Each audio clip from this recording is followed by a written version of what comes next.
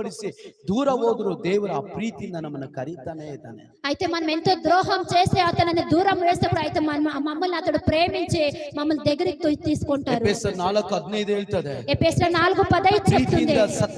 సత్యವನ್ನು అనుసరిసిరి. ప్రేమని ఇంకా సత్యాన్ని అనుసరించండి. ನಾವು ಸತ್ಯವನ್ನು ಅನುಸರಿಸುವ మనము సత్యాన్ని అనుసరించాలి. ನಾವು ಸತ್ಯವನ್ನು ಅನುಸರಿಸುವವರಾಗಿರಬೇಕು. మనము సత్యాన్ని అనుసరించేవారు కావాలి. ಸತ್ಯದಿಂದ ಬೆಳೆಯುವವರಾಗಿರಬೇಕು. సత్యాన్ని ఇంకా పెరిగేవారు కావాలి. ದೇವರ ವಾಕ್ಯ దేవుని వాక్యము ಪ್ರೀತಿಯಿಂದ ಸತ್ಯ ಅನುಸಾರವಾದ ಬೆಳೆದು ಎಲ್ಲಾ ವಿಷಯದಲ್ಲೂ ಕ್ರಿಸ್ತನ ಐಕ್ಯದಲ್ಲಿ ಹೊಂದುತ್ತಾ ಬರಬೇಕು.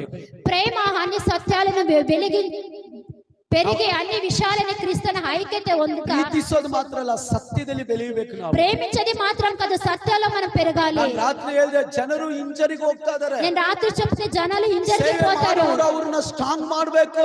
సేవ చేసే వాళ్ళు స్ట్రాంగ్ చేయాలి. ವೈರಾಗ್ಯಗೊಳ್ಳಬೇಕು. దేవుని కొరకు వాళ్ళు